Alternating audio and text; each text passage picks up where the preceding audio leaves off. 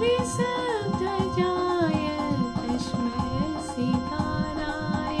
नमः शिवाय नमः शिवाय वसिष्ठकुम्भोद्भव गौतमार्य मुनीन्द्रदेवा चित्तशेखराय चन्द्रार्कवैश्वानरलोचनाय तस्मै वकाराय नमः शिवाय यक्षस्वरूपाय जटाधराय पिनाकहस्ताय